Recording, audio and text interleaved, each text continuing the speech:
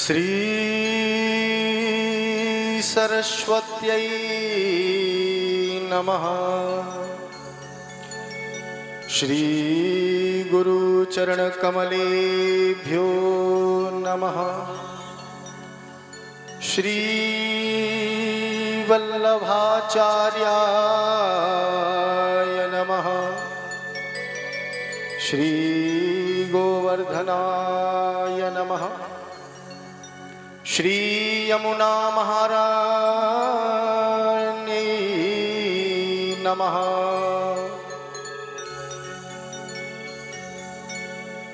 श्री शिवाय नमस्तुभ्यं। श्री पार्वती परमेश्वराय नमः।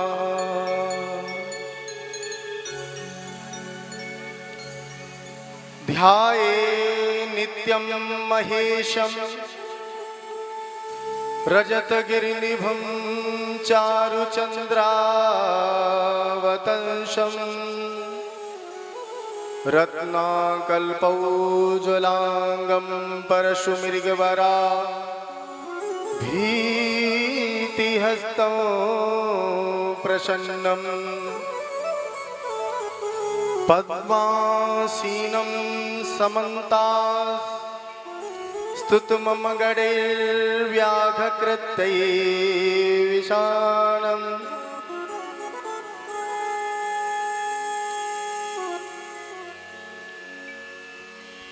विश्वाद्यं विश्ववन्द्यं निखिलवयहरं पंचवक्त्रं त्रिनेत्रं सर्वमंगलमांगल्ये शिवे सर्वार्थसाधिके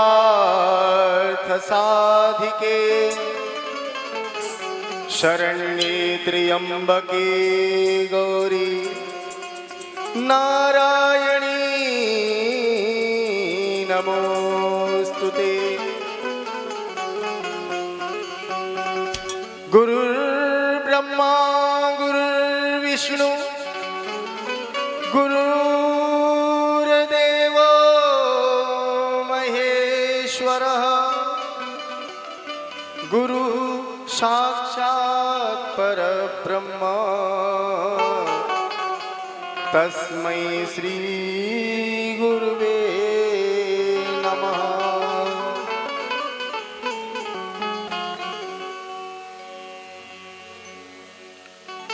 कर्पूरगौरं करुणावतारं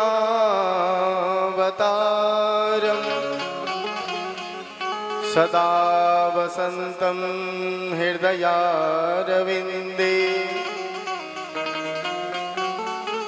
भवो भवानी सहितं नमामि। कर्पूरगौरं करुणावतारं संसारसारं भुजगेन्द्रहारं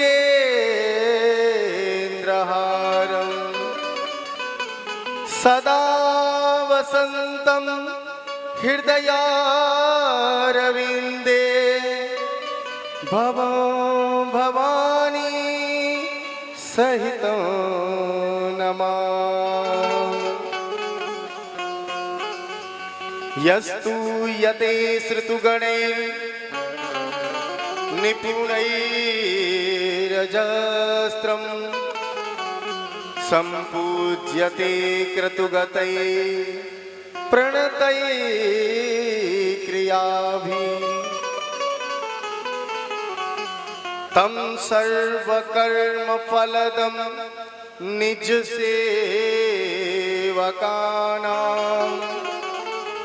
श्रीमद्बिहारिचरणं शरणं प्रपद्ये।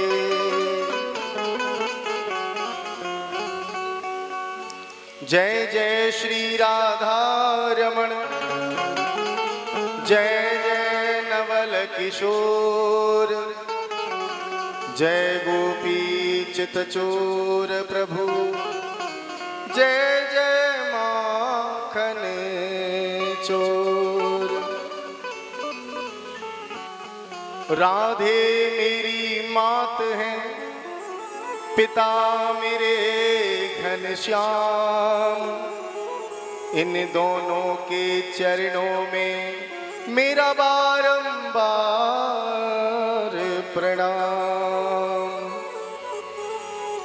राधे मेरी स्वामिनी और मैं राधे जुको दास, जन्म जन्म मोहि दीजियो श्री वृंदावन को वास। कि वृंदावन के वृक्ष को मरम न जाने कोई, डाल डाल और पात में श्री राधे राधे हो। मन माणिक गिरवी धरो श्री मनमोहन के पास, प्रेम ब्याज इतनो बढ़ो अब ना छूटन की आस। कि बैल चढ़े शिव जी मिले, करुण चढ़े भगवान, सिंह चढ़े मैया मिले, मेरे पूर्ण हो सब काम, तुम्हारे पूर्ण हो सब काम। बोले वृंदावन बांके बिहारी लाल की, बोली भगवान शंकर की, बोली माँ पार्वती की, श्री दुर्गे मैया की, हनुमान जी महाराज की, शिव परिवार की, श्री गुरुदेव भगवान की, अपने अपने माता पिता की, हमारे महंत बाबा श्री उत्तम गिरी जी महाराज की, आप सभी भक्त बंधुओं की आज के आनंद की जय हो। जय जय श्री राधे, जय जय श्री राधे, जय जय श्री राधे। नमः पार्वती पतये हर हर महादेव।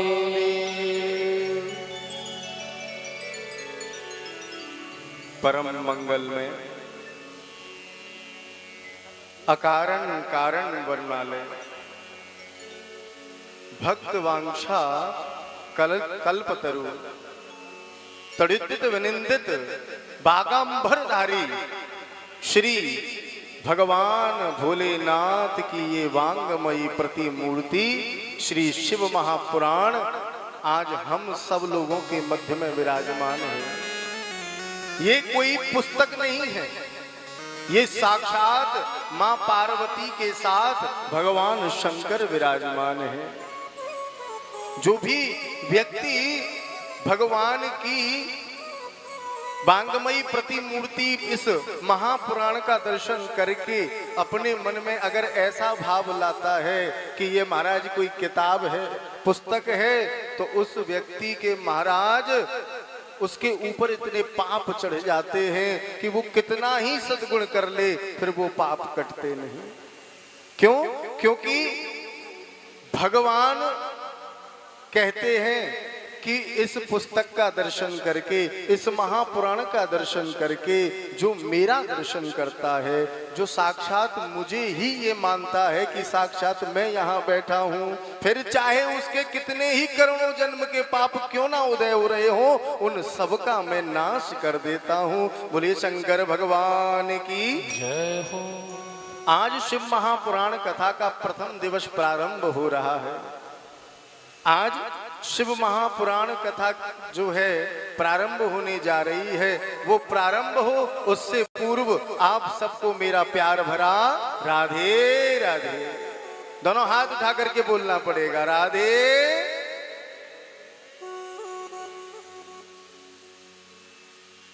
देखिए, जब कथा प्रारंभ होती है, कोई भी कथा हो, भागवत कथा हो, शिव महापुराण की कथा हो, देवी भागवत हो, श्री राम कथा हो, कहते हैं कि जब भगवान की कथा प्रारंभ होने लगती है तभी महाराज दो प्रकार के विघ्न वहां आ जाते हैं। कौन कौन से पता है आपको? वो दो प्रकार के विघ्न कौन से हैं? किस किस को पता है? हाथ ऊपर खड़ा करिए। नहीं पता? अरे महाराज, हर बार कथा में बताया जाता है और 2 बार तो हम कर चुके हैं, अब ये तीसरी बार हो रही है। तो आज ध्यान से और प्रेम पूर्वक सुनिएगा। वो 2 प्रकार के विघ्न हैं, एक है मन और दूसरा है निद्रा देवी। तो महाराज जैसे ही कथा प्रारंभ होती है कि कथा में आकर मनुष्य बैठ तो जाता है, पर जैसे ही बैठता है कि उसके मनी राम दुकान का हिसाब करने चले जाते हैं महाराज, हैं? मनी राम घर चले जाते हैं, घर में ये काम रह गया था, मैं तो जल्दी जल्दी कथा में आ गई, अभी अभी बेटे का विवाह हुआ है, नई बहू है, अरे भैया कथा की बाबा ने बड़ा जोर दिया, पंडित जी घर गए तो कथा में जल्दी जल्दी आ तो गई, पर अलमारी की चाबी वहीं रखी रह गई, बैठे यहाँ है पर मन कहीं और घूम रहा है। और दूसरा है निद्रा देवी। तो किसी ने कहा महाराज ये निद्रा देवी क्यों आती है? तो महाराज कहने लगे कि जब राम जी ने कुंभकर्ण को मारा था तब निद्रा देवी राम जी से कहने लगी क्या कि प्रभु आपके धाम में मैं ताला लगवा दूंगी। बोले निद्रा देवी मेरे धाम में ताला लगवा दोगी? कैसे लगवा दोगी? महाराज देखिए, जहां भी आपकी कथा हुआ करेगी वहां उन भक्तों के सिर पे जाकर के मैं बैठ जाऊंगी और आपकी कथा हो जाएगी और महाराज वो भक्त सोता रह जाएगा, वो आपकी कथा सुनेगा ही नहीं, और जब वो आपकी कथा सुनेगा नहीं तो उसका उद्धार होगा ही नहीं, और जब उद्धार होगा ही नहीं तो वो धाम पहुंचेगा नहीं, और जब धाम पहुंचेगा नहीं तो महाराज वहां तो ताला लगना ही लगना है। तो मैं आपके धाम में ताला लगवा दूंगी।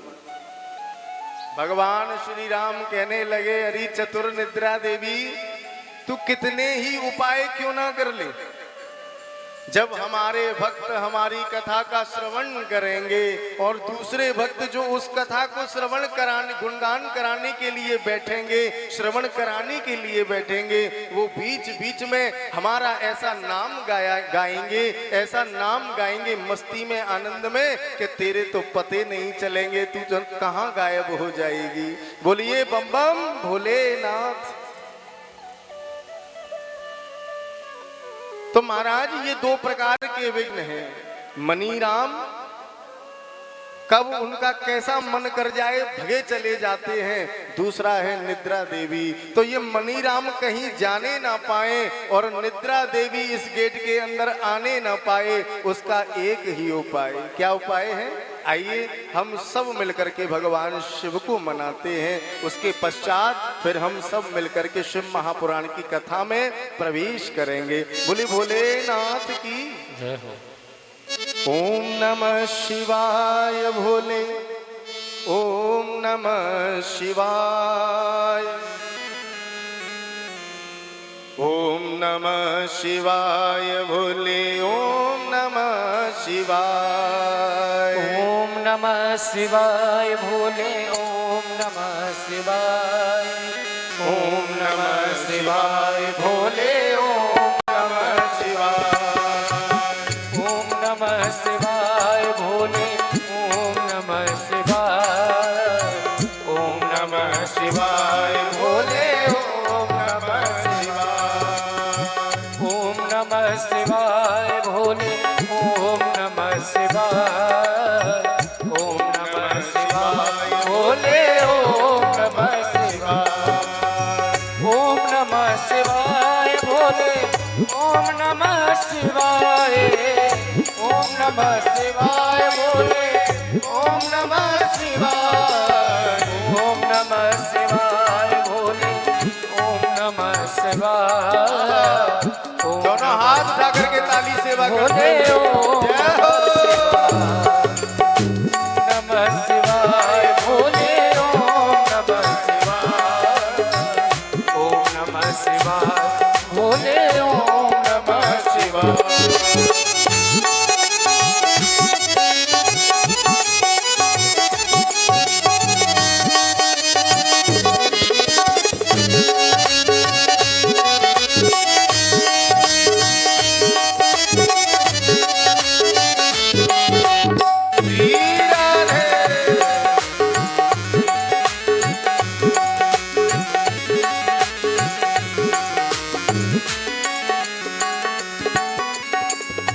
गंगा धराए भोले जटा धराए गंगा धराए भोले जटा धराए नमः शिवाय भोले नमः शिवाय नमः शिवाय भोले नमः शिवाय ओम नमः शिवाय भोले ओम नमः शिवाय ओम नमः शिवाय भोले ओम नमः शिवाय ओम नमः शिवाय भोले ओम नमः शिवाय ओम नमः शिवाय भोले ओम नमः विश्वेश्वराय भोले रामेश्वराय विश्वेश्वराय भोले रामेश्वराय महाकालेश्वराय भोले विश्वनाथाय कालेश्वराय भोले विश्वनाथाय ओम नमः शिवाय भोले ओम नमः शिवाय ओम नमः शिवाय भोले ओम नमः शिवाय ओम नमः शिवाय भोले ओम नमः शिवाय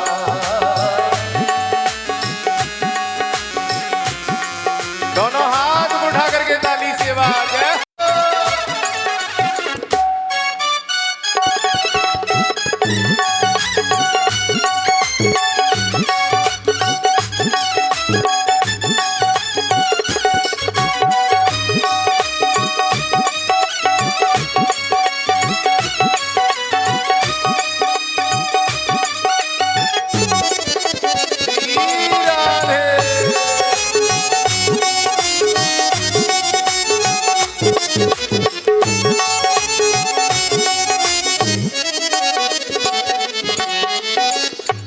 गंगेश्वराय भोले भीष्मेश्वराय गंगेश्वराय भोले भीष्मेश्वराय केदारेश्वराय भोले गंगाधराय केदारेश्वराय भोले गंगाधराय ओम नमः शिवाय भोले जय हो। ओम नमः शिवाय ओम नमः शिवाय भोले ओम नमः शिवाय ओम नमः शिवाय भोले ओम नमः शिवाय ओम नमः शिवाय भोले ओम नमः शिवाय ओम नमः शिवाय भोले ओम नमः शिवाय ओम नमः शिवाय भोले ओम नमः शिवाय ओम नमः शिवाय भोले ओम नमः शिवाय ओम नमः शिवाय भोले ओम नमः शिवाय ओम नमः शिवाय भोले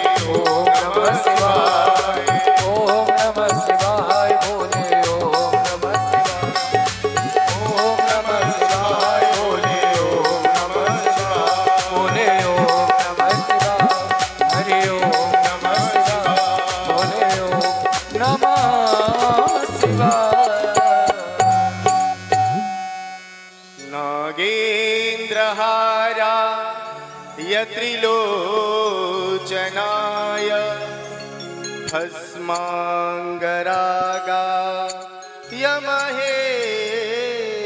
यमहेश्वराय नित्याय शुद्धा यदिगम्बराय तस्मै नकाराय नमः शिवाय मंदाकिनी सलिल चंदन चर्चिताय नंदीश्वर प्रमथनाथ महेश्वराय मंदार पुष्प बहु पुष्प सुपूजिताय तस्मै मकाराय नमः शिवाय शिवाय गौरी वदनाब्ज वृंद सूर्याय दक्षाध्वरनाशकाय श्रीनीलकंठाय वृषध्वजाय तस्मै सिकाराय नमः शिवाय कि वसिष्ठ कुंभोद्भव गौतमार्या मुनीन्द्र देवार्चित शेखराय चंद्रार्क वैश्वा नरलोचनाय तस्मै वकाराय नमः शिवाय यक्ष स्वरूपा यजटाधराय पिनाक हस्ताय सनातनाय दिव्याय देवाय दिगंबराय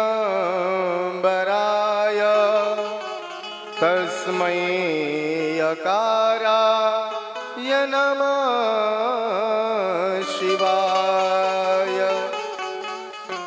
पंचाक्षरमिदं पुण्यं यः पठेत् शिवन्निधौ शिवलोकमवाप्नोति शिवेन सह मोदते। बोली शंकर भगवान की जय हो। हम इस उत्तम नगर की पावन धरा में लक्ष्मी वाला धाम भगवान गंगेश्वर महादेव का ये मंदिर प्रांगण, संतों की तपस्थली, भक्तिमयी माताएं, बाल गोपाल, भाई बंधु, हमारे सामवेदी संगीताचार्य ब्राह्मण, वेदाचार्य ब्राह्मण, इन सबके समक्ष बैठकर साथ में मां अंबिका का वरद हस्त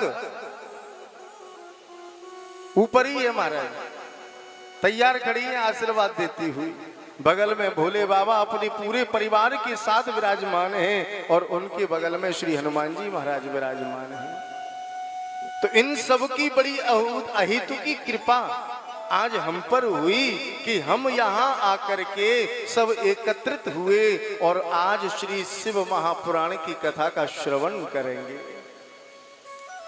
शिव महापुराण की जो कथा है ना महाराज, कोई ऐसे ही नहीं मिल जाती। भाग्योदयेन बहु जन्म समर्जितेन सत्संगमं च लभते पुरुषो यदा वै। करोड़ों जन्मों के जब भाग्य उदय होते हैं ना महाराज, तब कहीं जाकर के ये कथा हमको श्रवण करने के लिए मिलती है। तब हम कहीं जाकर के, नहीं तो आप अंदाजा लगाइएगा कि जहां ये कथा हो रही है वहां इतने ही लोग हैं, जितने यहां बैठे हैं इतने ही लोग हैं। जिस जगह ये कथा हो रही है इस पूरे उत्तम नगर में केवल इतने ही लोग रहते हैं क्या? नहीं रहते ना?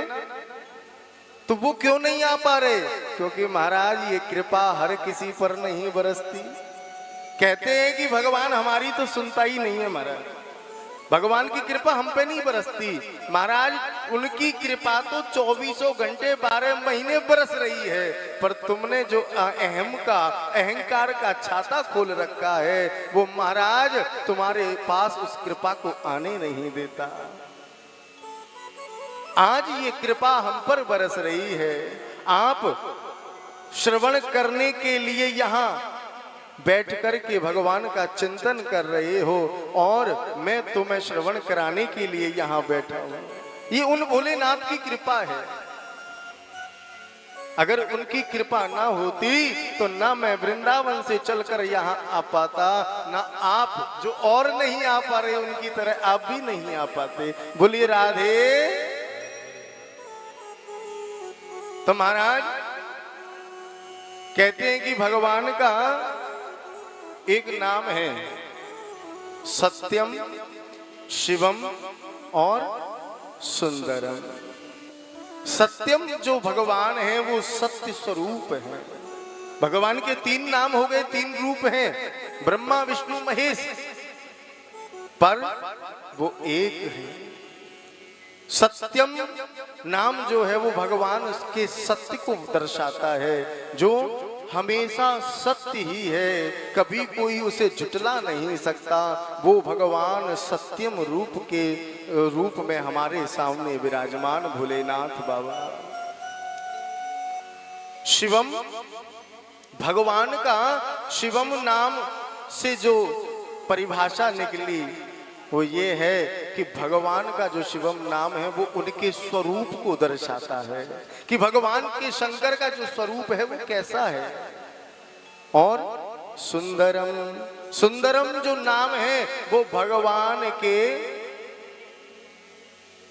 स्वरूप को दर्शाया सत्यम शिवम नाम ने, और सुंदरम नाम ने दर्शाया भगवान की सुंदरता को कि भगवान कैसे हैं, कितने सुंदर हैं।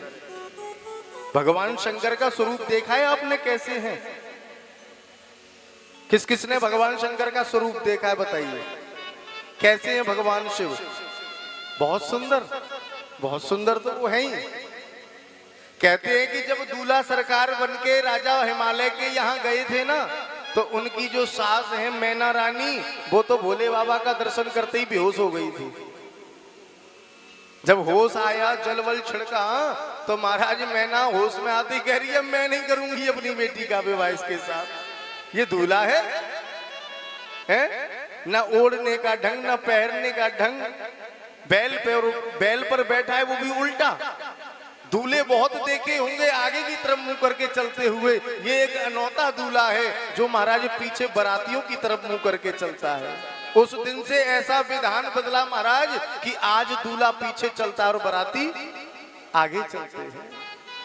ये एक पहली हमारी सृष्टि की ऐसा विवाह हुआ था जिसमें भोलेनाथ आगे चल रहे थे और उनके बाराती, तभी तो भोलेनाथ ने अपने बारातियों की तरफ मुख किया था, तभी तो उल्टे बैठे थे। तो महाराज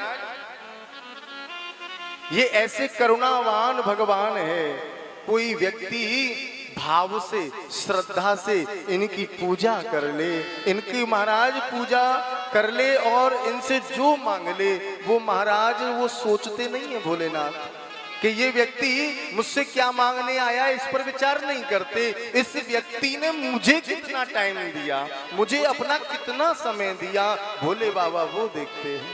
इसने जो मेरी पूजा करी वो कैसी करी, भाव से करी या कुभाव से करी। पर आपने देखा होगा ज्यादातर इस संसार में लोग, जितने भी लोग हैं भगवान की जितनी पूजा करते हैं, जो ज्यादातर भगवान में रमे रहते हैं महाराज, वो तुम्हें बड़े दुखी मिलेंगे, बहुत दुखी मिलेंगे। न खाने को रोटी होगी महाराज, न कमाई होगी, न मकान होगा, और बोले क्या करते हैं, बोले भगवान का भजन करते हैं। महाराज भगवान सुनते ही नहीं। क्यों नहीं सुनते भगवान उनकी? पता है आपको क्यों? क्योंकि उन्होंने कभी भगवान को नहीं मांगा। हमेशा जब भी गए मंदिर में भगवान से मांगने गए। जब अगर मंदिर में जाकर वो भगवान को मांगते ना, तो महाराज भगवान उनको दुखी कभी नहीं रहने देते।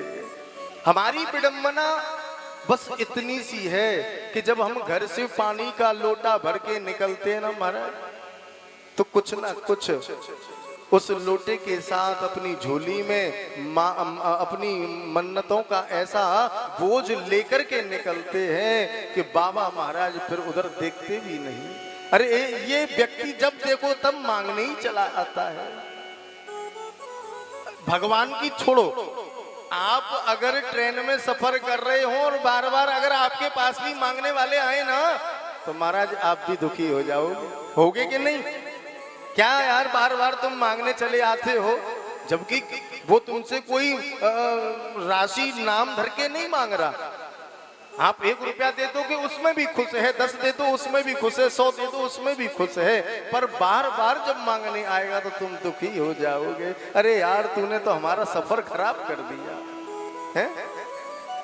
और उसी काम को जब हम मंदिर में जाके करते हैं तो क्या वो भोलेनाथ, वो मेरे बांके बिहारी, वो मेरी राधा रानी नहीं सोचती होंगी क्या कि जब देखो तब ये महाराज मांगने ही चला आता है। कभी तो महाराज हमको मांगने आ, कभी तो हमसे मिलने आ। सीधा आता है मकान दे दो भगवान, बांके बिहारी 1 साल तक मैं हर महीने तुम्हारे दर्शन करने आऊंगा, मेरी नौकरी नहीं लग रही। महाराज कुछ कथाकार ऐसे हो गए हैं कि महाराज ये काम कर लो तो ये हो जाएगा, वो काम कर लो तो ये हो जाएगा, पर महाराज हमारे शास्त्र में ऐसा इस पुराण में कहीं नहीं लिखा कि ऐसा करो तो ऐसा हो जाए, ऐसा करो तो ऐसा हो जाए। गमार व्यक्ति अगर महाराज को ऐसी चीजें चढ़ाए, बेलपत्र को पीस पीस करके उसका चूरन बना के भोले बाबा पे चढ़ाए तो वो विद्वान हो जाएगा। हमारे शास्त्र क्या सिखाते हैं पता है आपको? गुरु ग्रह गए पढ़न रघुराई। अगर महाराज वो परमात्मा भी मनुष्य अवतार लेकर के गुरु घर जाता है पढ़ने तो हम तो मनुष्य हैं। हाँ, अगर हमारी पढ़ाई करने में हम पढ़ रहे हैं, हमारा अच्छा दिमाग है, फिर भी उसमें कुछ ना कुछ व्यवधान आता है, तब उस परमात्मा का हाथ पकड़ो, वो उस व्यवधान को दूर करेगा। अगर भगवान की पूजा ही अगर आपको पास करा दे तो व्यक्ति तो महाराज पुस्तक उठाएंगे ही नहीं, बंद करके रख देंगे। बोले कौन पढ़ाई करेगा, भोले बाबा की पूजा करेंगे महाराज, गोवर्धन की परिक्रमा लगाने जाएंगे, पुत्र हो जाएगा, विवाह हो जाएगा। पर महाराज हकीकत अगर देखी जाए तो जब भी भगवान के मंदिर में जाओ तो कभी उस परमात्मा का भी हाल जान लिया करो कि हे भोलेनाथ, आप इस मंदिर में प्रसन्न हैं कि नहीं। यहाँ बड़े मंगता आते होंगे, आपसे मांग मांग के आपको दुखी कर दिया होगा भोलेनाथ। आप जो ठंडक लिए प्रदान करे बैठे, ठंडक को लिए बैठे हो, गंगा जी सर पे धारण है, शीतलता का प्रतीक चंद्रमा भी धारण है। हिमालय महाराज ससुराल में रहते हैं, हिमालय कैलाश पर्वत पर रहते हैं, चारों तरफ बर्फों के पहाड़ हैं, और उस हिमालय की पुत्री गौरा जी से विवाह कर लिया। ऐसे भगवान जो चारों तरफ अपने शीतलता ही शीतलता चाहते हो, वहां मंगताओं की मांगों से महाराज महादेव बाबा का माथा गर्म हो जाता है। वो दूर चले जाते, फिर नहीं सुनते, फिर उन भक्तों की सुनते ही नहीं महाराज। जो मांगने चले जाए ना, बार बार मांगने जाते, उन भक्तों की परमात्मा कभी नहीं सुनता। इसीलिए देखो हम यहाँ इस कलयुग में आए हैं क्यों, इस धरती में आए हैं क्यों? कोई ना कोई हमसे कर्म ऐसा हुआ है कि महाराज जिसको भोगने के लिए हम यहाँ आए हैं। नहीं तो परमात्मा हमें मनुष्य की जगह कुत्ता बना देता तो क्या हम परमात्मा को रोक लेते? वो सुअर बना देते, गाय बना देते, भैंस बना देते, चींटी बना देते, चैटा बना देते, क्या हम उन्हें रोक लेते?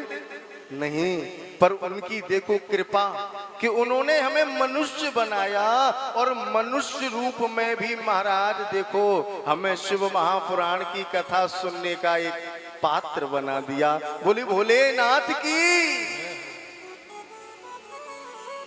महाराज ये इतने करुणावान भगवान हैं कि शास्त्रों में व्याख्यान आता है कि भगवान श्री कृष्ण का जब विवाह हो गया तो उनके यहाँ पुत्र नहीं हो रहा था महाराज। कई वर्ष हो गए, तब भगवान श्री कृष्ण ने अपनी पत्नी रुक्मणी के साथ बैठ के, अपनी पत्नी जाम्बवती के साथ बैठ के, अपनी पत्नी सत्यभामा, मित्रविंदा, नग्नजिति, लक्ष्मणा, अपनी इन सब पत्नियों के साथ बैठ कर के भगवान भोलेनाथ की पूजा करी। और जब महाराज भगवान भोलेनाथ अपनी परम्बा, अपनी गौरी, अपनी अर्धांगिनी के साथ वहां प्रकट हो गए तो कहने लगे, बोले श्री कृष्ण मैं तुम्हारी इस भगवत भक्ति से बहुत प्रसन्न हूं, मांगो तुम्हें क्या वरदान चाहिए। भगवान कहने लगे, बोले भोलेनाथ आपको सब पता है कि मुझे क्या चाहिए और मैं क्या मांगने के लिए ये यत्न कर रहा हूं। तब भोलेनाथ ने महाराज आशीर्वाद दिया, कहा, बोले श्री कृष्ण जाओ मैं तुम्हें आशीर्वाद देता हूं, तुम्हारे हर पत्नी से, कितनी पत्नियां थी भगवान श्री कृष्ण की? 16,108। भगवान भोलेनाथ कह रहे हैं, बोले श्री कृष्ण तुम्हारी 16,108 रानियों के 10-10 बेटा और 1-1 बेटी होगी। बोली भोलेनाथ की। और पूरा जगत जानता है जब मां सीता का हरण रावण ने कर लिया था तब प्रभु श्री राम ने महाराज रामेश्वरम में भगवान भोलेनाथ की शिवलिंग का निर्माण किया। आप गए होंगे, दर्शन किया होगा, नहीं गए होंगे तो सुना होगा। ज्योतिर्लिंगों में से एक ज्योतिर्लिंग है रामेश्वरम। जब रामेश्वरम की स्थापना हुई ना महाराज, तो बहस छिड़ गई कि इस रामेश्वरम का मतलब क्या है। भगवान श्री राम से पूछा कि रामेश्वरम का मतलब क्या है, तो भगवान राम कह रहे हैं रामस्य ईश्वर इति रामेश्वर। राम के जो ईश्वर हैं वो हैं रामेश्वरम। जब महाराज ऐसी बात कही ना तो भोले बाबा से रहा नहीं गया। भोले बाबा उसी शिवलिंग में से प्रकट हो गए और कहने लगे नहीं नहीं नहीं नहीं, तो क्या? बोले रामस्य ईश्वर इति रामेश्वरम। बोले जो राम जिनके ईश्वर हैं, राम जिनके ईश्वर हैं वो है रामेश्वरम। तो महाराज देखो ये दोनों आपस में एक ही हैं, राम कृष्ण और भगवान भोलेनाथ। राम कृष्ण तो दोनों एक ही हैं और भोलेनाथ भगवान कहते हैं कि जो राम को भजता और मुझे नहीं भजता उसकी भक्ति बेकार, और मेरी भक्ति करता राम से वैर करता उसकी भक्ति बेकार।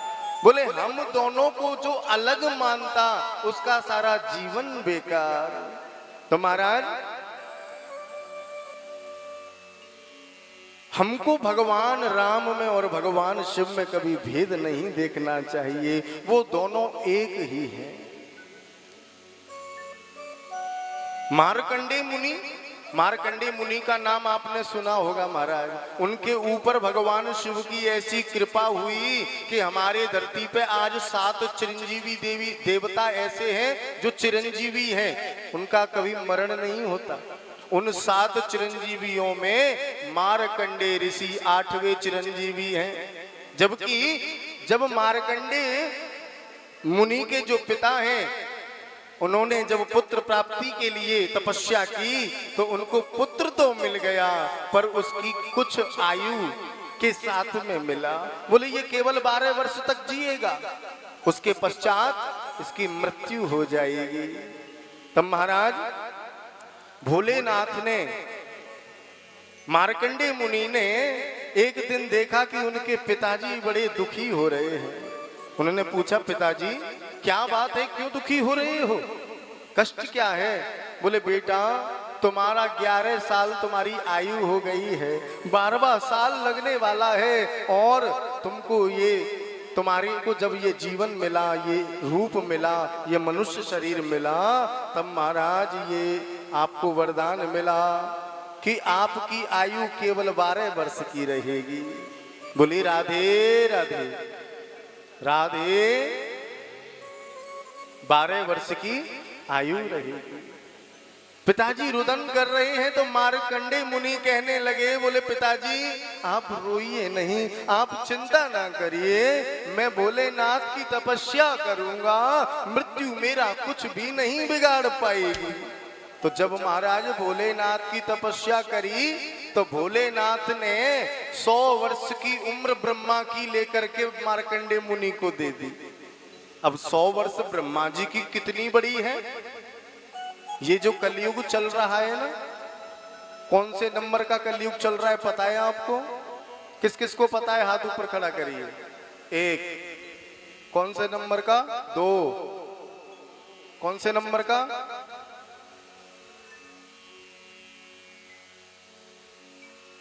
नंबर कौन से नंबर का कलयुग है? ये जो कलयुग है ये 28 नंबर का चल रहा है। इससे पहले 27 निकल गए। और जब महाराज एक बार जब ये गोला घूम जाता है, सतयुग, त्रेता युग, द्वापर युग और कलयुग, ये चारों जब निकल जाते हैं तो बनता है एक चतुर्युगी। और जब ये एक चतुर्युगी 72 बार घूमती है तब होता है एक मनवंतर। 72 चतुर्युगी 72 बार जब ये चारों घूम जाते हैं। कलयुग की उम्र पता है कितनी है? 4,32,000। और महाराज द्वापर की 8,64,000। इससे दुगनी त्रेता की और इससे दुगनी सतयुग की उम्र है। और जब ये एक बार, 2 बार, 72 बार घूमते हैं तब एक मनवंतर होता है। ऐसे जब 14 मनवंतर हो जाते हैं तब जाकर के महाराज ब्रह्मा जी का एक दिन होता है। और ऐसे एक दिन में महाराज 14 इंद्र बदल जाते हैं। एक मनवंतर में एक इंद्र और 14 मनवंतर में 14 इंद्र। तो महाराज ब्रह्मा जी के एक दिन में 14 इंद्र बदल जाते हैं। और ऐसे एक दिन से लगा करके 100 वर्ष की उम्र मार्कंडे मुनि को प्रदान कर दी भोलेनाथ ने। तो आज अश्वत्थामा बलिर्व्यासो, गिनना, अश्वत्थामा बलिर्व्यासो हनुमांश्च विभीषण कृपः परशुरामश्च सप्तैते चिरजीविना सप्तैतान् संस्मरे नित्यम् मार्कंडेयमथाष्टमः। 7 तो पहले से ही चिरंजीव थे, अब मार्कंडे मुनि अष्टम नंबर के हो गए, 8 नंबर के हो गए। तो महाराज ये तो ऐसे करुणावान भगवान भोलेनाथ हैं कि इनके आगे किसी की नहीं चलती। ब्रह्मा जी को उत्पन्न किया काहे के लिए? सृष्टि चलाने के लिए। सारा भार ब्रह्मा जी को दे दिया, जाओ सृष्टि बनाओ, उत्पन्न करो और सृष्टि चलाइए।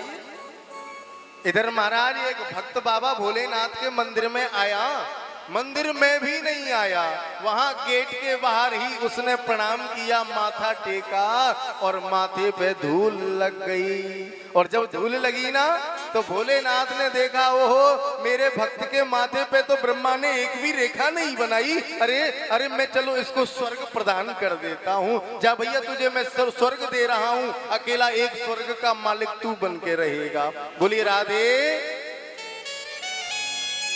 हाथ उठाने से काम नहीं चलेगा, मुंह को खोलना पड़ेगा। बोलिए राधे। आवाज नहीं आई।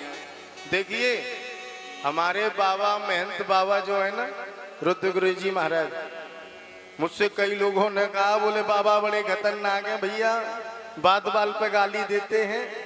तो मैं ये कह रहा हूं कि महाराज जो सच्चा संत होगा ना, जो सच्चा संत होगा वो बाहर से नारियल की तरह दिखेगा और अंदर से संत हृदय नवनीत सवाना। महाराज संत का जो हृदय होता है ना वो नवनीत, नवनीत यानी नया नया ताजा ताजा मक्खन के जैसा संत का हृदय होता है। बाहर से तो वो कठोर होगा और जो झूठा संत होगा ना महाराज, बाहर से सब बढ़िया चीनी की चाशनी चिपक रही होगी। आहा, बड़े मीठे मीठे बोल, और भीतर से महाकपटी होगा। तो हमारे बाबा तो महाराज सच्चे संत हैं, इसीलिए तो ऊपर से नारियल जैसे और भीतर से नवनीत समाना। महाराज मक्खन की तरह हृदय है बाबा का, किसी के लिए कोई कमी न रह जाए है? किसी व्यवस्था में कोई कमी ना रह जाए, हर व्यवस्था को खुद अपने हाथों से करते हैं, देखते हैं। तो महाराज ये संतों का तो संग बड़ा दुर्लभ होता है। ऐसा संत अगर मिल जाए तो महाराज वो प्रभु की प्राप्ति करा देता है, प्रभु से मिला देता है। और बस हम सब लोगों की तो बस यही याचना है कि मेरा तार हरि से जोड़े, वो मेरा तार हरि से जोड़े, ऐसा कोई संत मिले। वो मेरा तार हरि से जोड़े, ऐसा कोई संत मिले। मेरा तार हरि से जोड़े, ऐसा कोई संत मिले। मेरा तार हरि से जोड़े, ऐसा कोई कंठ मिले। जय हो।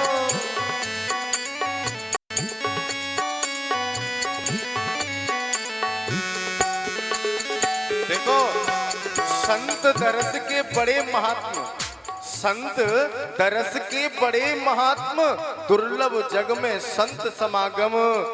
महाराज ऐसा ये जग है कि यहाँ कोई संत सच्चा मिल जाए ना तो बड़े बड़े महात्मा हैं। संत पहली बात तो सच्चा मिलेगा नहीं, क्यों? क्योंकि हम सच्चे साधक नहीं हैं। जैसे हम झूठे साधक हैं ना, वैसे ही हमको झूठे संत मिलते हैं। हमको भी साधक बनना पड़ेगा विभीषण जैसा, जो महाराज संत, सच्चा संत हनुमान जी महाराज उनके यहाँ बिन बुलाए पहुंच गए। तो ऐसे ही संत हमारी जिंदगी में आए। मेरा तार हरि से जोड़े, ऐसा कोई संत मिले। मेरा तार हरि से जोड़े, ऐसा कोई संत मिले। टूटा तार हुआ अंधियारा, टूटा तार हुआ अंधियारा, वो टूटा तार हुआ अंधियारा। हरि दिखे ना हरि का द्वारा, हरि दिखे ना हरि के द्वारा। मेरा बिछड़ा मीत मिला दे, ऐसा कोई संत मिले। मेरा बिछड़ा मीत मिला दे, ऐसा कोई संत मिले। ओ मेरा तार हरि से जोड़े, ऐसा कोई संत मिले। मेरा तार हरि से जोड़े, ऐसा कोई संत मिले।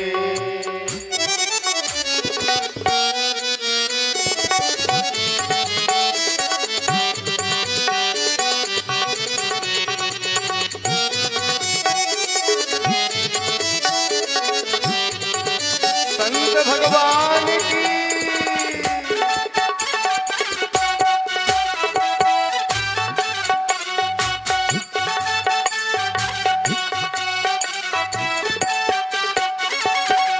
जब मैं अटकूं, जब मैं भटकूं, जब मैं अटकूं, जब मैं भटकूं, हरि के मिलन को जब मैं तड़पूं, हरि के मिलन को जब मैं तड़पूं, मेरी बाह पकड़ के मिला दे, ऐसा कोई संत मिले।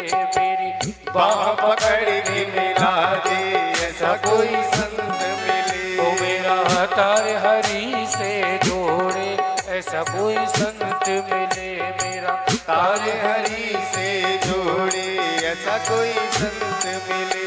ओ संत मिले, हाँ संत मिले, संत मिले, संत मिले। ओ संत मिले, हाँ महंत मिले, संत मिले, भगवंत मिले। ओ मेरा बिछड़ा मीत मिला दे, श्री ऐसा कोई राधे। संत मिले। मेरा बिछड़ा मीत मिला दे, ऐसा कोई संत मिले।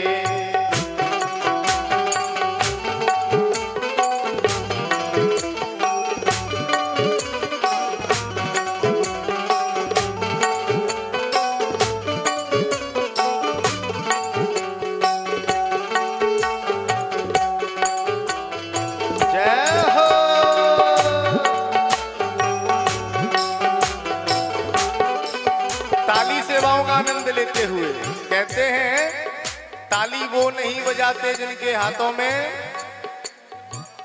कहते हैं ना, ताली वो नहीं बजाते जिन्हें कोई गम होता है, ताली वो बजाते हैं जिनके नाम में बाबा भोलेनाथ के नाम का दम होता है। जय भोलेनाथ की। दोनों हाथ उठा करके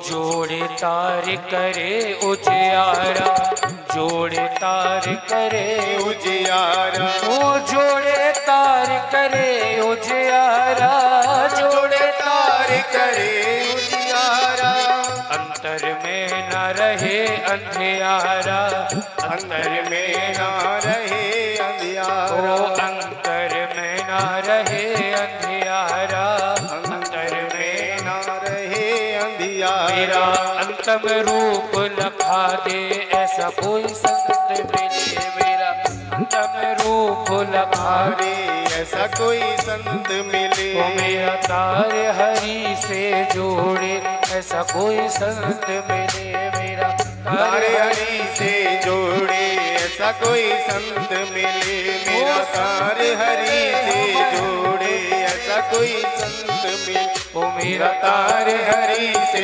जोड़े ऐसा कोई संत मिले, मेरा तार हरि से जोड़े ऐसा कोई संत मिले, मेरा तार हरि से जोड़े ऐसा कोई संत मिले, मेरा तार हरि से जोड़े ऐसा कोई संत मिले, कोई संत मिले, वो ऐसा कोई संत मिले। तो महाराज संतों की तो क्या कहूं, क्या उनकी मैं व्याख्या करूं और क्या उनकी परिभाषा करूं। लोग कहते हैं कि आजकल तो बड़े पाखंडी बाबा हो गए महाराज। अरे भैया पहले तू अपने भीतर तो झांक के देख ले कि तू कितना बड़ा सच्चा साधक है, तब तो तुझे सच्चा संत मिले। सच्चे संत के पास जाओगे महाराज तो लठ भी पड़ेंगे और गाली भी खानी पड़ेगी। तो हमारे बाबा उत्तम गिरी जी महाराज जैसे सच्चे संत इस उत्तम नगर में निवास कर रहे हैं, ये तो उत्तम नगर के वासियों का बहुत बड़ा भाग्य है महाराज। एक तो होता है कि संत का दर्शन हो जाए और एक होता है कि तुम्हारे समीप ही आकर संत बस जाए। तो महाराज तुम्हारे तो न जाने कितने जन्मों के पाप नष्ट हो गए कि रोज तुम्हें यदा कदा संत का दर्शन हो जाता होगा। बोली गोविंद भगवान की, भोलेनाथ की। कहने लगे जो हम आज आप सबको ये कथा श्रवण कराने जा रहे हैं, अगर हकीकत में देखा जाए ना महाराज, ये भोले बाबा की ही अहेतु की कृपा होती है। उन्हीं पार्वती के परमेश्वर पार्वती सहित उस परमेश्वर की ही कृपा होती है कि महाराज ये शिव महापुराण की कथा हो और हम ही इसको सुनाएं और हम ही इसको श्रवण करें। तो महाराज भगवान भोलेनाथ अपनी पार्वती के साथ में श्रोता और वक्ता बन करके आते हैं और खुद ही कथा करते हैं और खुद ही कथा को श्रवण करते हैं। हमारी और आपकी तो इतनी सामर्थ्य नहीं महाराज कि हम ये कथा कह सकें और आप सुन सको। बोली भोलेनाथ की। ये तो उस भगवान भोलेनाथ की कृपा है। सबसे पहले ये शिव महापुराण की कथा बाबा भोलेनाथ ने मां पार्वती को सुनाई थी और जब मां पार्वती को ये शिव महापुराण की कथा सुनाई जा रही थी ना, तो बगल में बैठे नंदकेश्वर भगवान ने ये कथा श्रवण कर ली और श्रवण करने के बाद नंदीकेश्वर भगवान ने ये कथा सनत कुमार 4 ऋषियों को सुनाई। किसको सुनाई? 4 ऋषियों को। ये परंपरा है शिव महापुराण की कि हमको कैसे प्राप्त हुई, आपको ये कैसे प्राप्त हो रही है, उसका ये परंपरा है। सर्वप्रथम भगवान भोलेनाथ ने पार्वती को सुनाई, उनके साथ में नंदी भगवान ने भी सुनी, तो नंदी भगवान से सनत कुमार 4 भाइयों ने श्रवण करी। और महाराज सनत कुमार ने यही पावन शिव महापुराण की कथा वेद व्यास जी को सुनाई है। और वेद व्यास जी ने जब इसको सुना ना, तो इसमें 1 लाख श्लोक थे महाराज। जब भोलेनाथ ने जो पार्वती को शिव महापुराण सुनाई थी, उसमें 1 लाख श्लोक थे। और वही 1 लाख श्लोक की शिव महापुराण नंदी बाबा ने सनत कुमारों को सुनाई, और सनत कुमारों ने वेद व्यास जी को सुनाई। अब वेद व्यास जी कहने लगे कि मैं इसे किसे दूं, किसको सुनाऊं। पर भैया आगे कलयुग आने वाला है, और कलयुग में व्यक्ति के पास इतना समय नहीं होगा कि महाराज वो 1 लाख के इतने बड़े श्लोकों के ग्रंथ को बैठ करके सुने या पढ़े। तो क्या करूं, तो महाराज कलयुगों के जीवों पर भगवान भोलेनाथ की कृपा अहर्निश बनी रहे, उसके लिए 1 लाख श्लोकों का ग्रंथ केवल 24,000 श्लोकों का बना दिया। बोली भोलेनाथ की। आज जो हम शिव महापुराण की कथा श्रवण कर रहे हैं, ये 1 लाख श्लोकों का महाराज संक्षिप्त रूप 24,000 श्लोकों का ग्रंथ है। इसमें 7 संहिताएं हैं। सबसे पहले विद्युश्वर संहिता आती है, दूसरी रुद्र संहिता, तीसरी शतरुद्र संहिता, और महाराज चौथी कोटि रुद्र संहिता, 5वीं उमा संहिता, 6वीं कैलाश संहिता, और 7वीं वायव्य संहिता। ये 7 संहिताएं इसमें हैं, और 24,000 श्लोक हैं।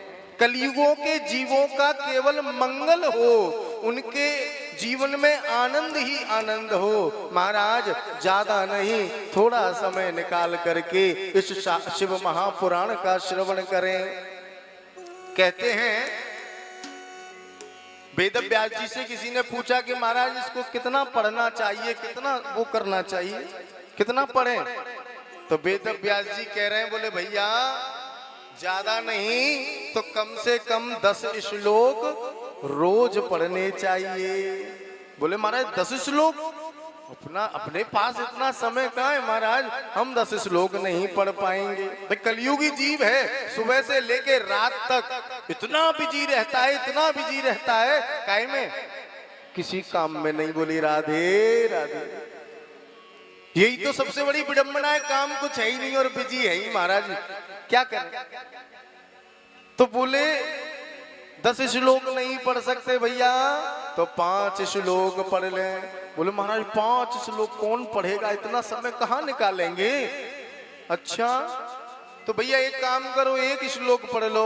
बोले नहीं महाराज इतना समय नहीं कि 1 श्लोक पढ़े, तो भैया आधा श्लोक पढ़ लो।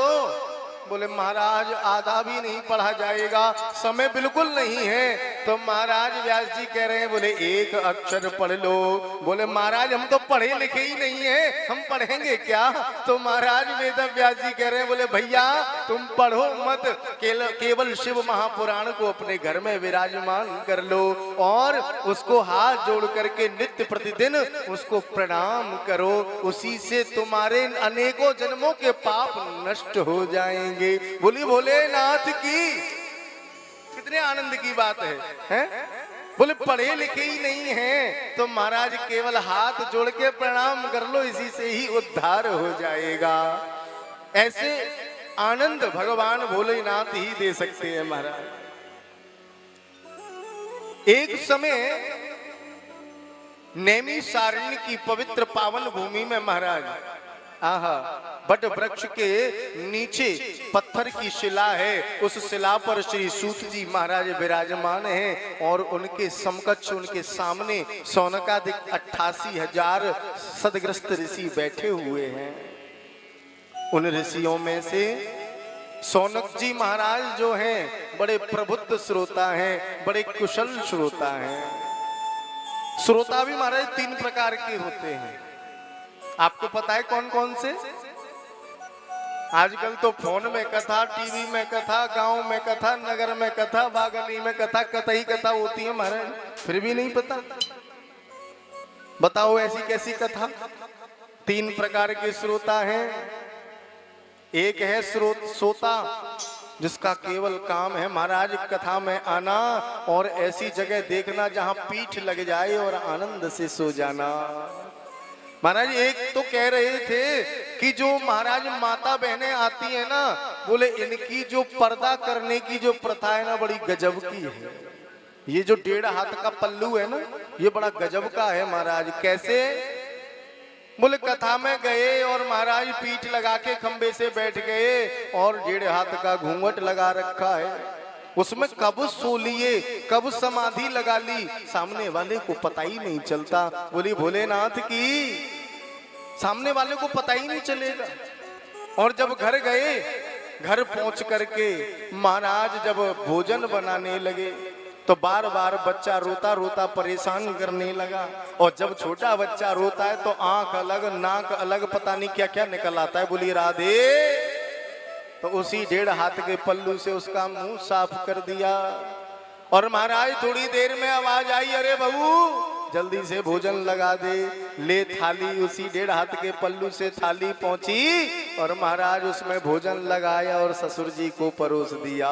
तो ये बड़े काम का है ये 1.5 हाथ का पल्लू। महाराज ये श्रोता बड़े गजब के श्रोता हैं। इनको बस महाराज केवल सोने के लिए स्थान देखना है। अच्छा महाराज आप कुछ भी कर लो, आप पिक्चर देख लो, आपको नींद नहीं आएगी, ठीक है। आप इधर उधर की फालतू बातें करने लग जाओ, आपको नींद नहीं आएगी। और जैसे ही भगवान की चर्चा सुनने लग जाओ, फिर देखो महाराज क्यों आती है नींद। पता है आपको ये नींद क्यों आती है?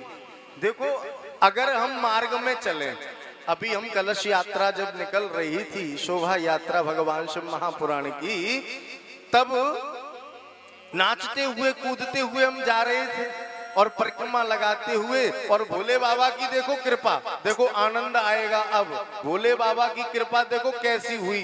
धूप मिली कहीं रास्ते में, गर्मी लगी नहीं लगी, ठंडी ठंडी हवा चल रही थी, मौसम भी ठंडा हो गया। बारिश हुई हो तो भाई बारिश हो गई हो तो भीग गए हो, परेशान हो गए हो, बारिश भी नहीं हुई, ठंडा मौसम हो गया और बड़े आनंद के साथ हमने परिक्रमा लगाई है महाराज। और अगर इसी परिक्रमा में धूप पड़ रही होती, बड़ी कड़ाके की गर्मी हो रही होती है, और नंगे नंगे पैर हम जब कलश लेके चल रहे होते, और महाराज आपने देखा होगा यहाँ से लेके थोड़ा उस गली के मोड़ तक कंकड़ बड़े ज्यादा थे जो पैरों में चुभ रहे थे, और जब वो गरम गरम कंकड़ पैरों में चुभते तो क्या होता, न तो कलश मिलता न कलश वाली मिलती। बोलिए राधे। तो ये जो कथा है ना, ये गुलाब के फूलों की पंखड़ियों की सेज है महाराज। और जब इस कथा की, इस गुलाब की पंखड़ियों की सेज पे आकर के जब श्रोता बैठता है तो बैठता नहीं, वो लेट जाता है, और लेटते ही महाराज उसको नींद आ जाती है। और जो विषयों की चर्चा, जगत की चर्चा करते हैं, वो कांटे हैं, चुभने वाले कंकड़ हैं, वहां नींद नहीं आएगी। कांटे जब चुभेंगे तो व्यक्ति को नींद नहीं आती, और मखमल का गद्दा मिल जाए और फिर देखो महाराज क्या आनंद है। बोली भोलेनाथ की। तो श्री सौनक जी महाराज ऐसे प्रबुद्ध श्रोता हैं। 3 प्रकार के श्रोता की बात चल रही थी, श्रोता और एक है सरौता। सरौता जानते हो आप किसको कहते हैं? नहीं जानते? कोई तो जानता होगा। हुक्का जानते हो? हुक्का, हाँ हुक्का जानते हैं महाराज। घर घर में हुक्का महाराज, सब द्वार पे ले। मैंने बड़ी विचित्र स्थिति देखी कि जिसके दरवाजे पे देखो 4 लोग बैठे, बड़ा हुक्का चल।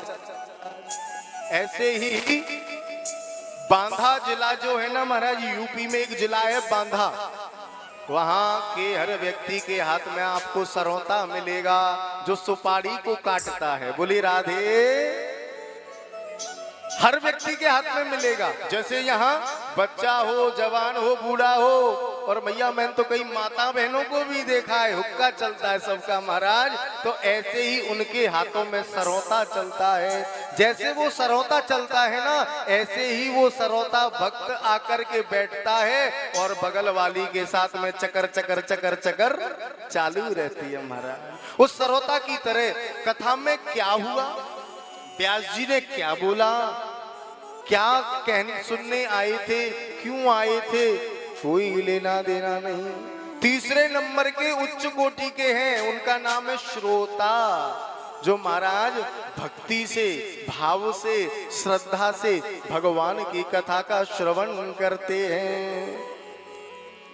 कहते हैं श्रोता लोग आते हैं कथा में इसी हेतु, श्रोता लोग आते हैं कथा में इसी हेतु, देखें कंठ कैसी ये कथा सुनाते हैं। कुछ तो कहते चलो भैया प्रसाद तो मिलेगा ही, कुछ तो कहते हैं चलो भैया प्रसाद तो मिलेगा ही, और कुछ ठाकुर जी के जूता चुराते हैं। बोली गोविंद भगवान की। तो महाराज ये तो एक ऐसी भगवान की लीला है कि यहाँ आदमी आता है, भैया देखेंगे कि कैसा महाराज जी ने मंच बनवाया है? तख्त कैसा लगे हैं, टेबल लगे हैं, टेबल के ऊपर सोफा रख दिया। अरे हमारे यहाँ तो कथा हुई थी, वहां तो तख्त लगा था, वहां महाराज साड़ी भी बन रही थी, यहाँ तो कुछ भी नहीं है, सोफा रख दिया, टेबल रख दिया। अरे भैया ये तो बड़ा आजकल आर्टिफिशियल जमाना हो गया, पूरा टाइम इसी में निकाल दिया। और महाराज ऐसा जो श्रोता होता है वो इधर उधर की उधेड़ वन में लगा रहता है और पाता कुछ नहीं है। दूसरा शास्त्र कहते हैं कि जब भी कथा सुनने बैठे अपने आप को अबोध मान कर बैठे, अल्पज्ञ मान के बैठे। अल्पज्ञ जानते हो किसे कहते हैं? एक छोटा नन्हा सा मुन्ना सा बालक होता है ना, जिसे कुछ नहीं पता। अब ये दो बालक पड़े, एक लेटे हैं आराम से, उन्हें पता ही नहीं, आनंद है, इनकी अपनी अलग ही लीला है महाराज।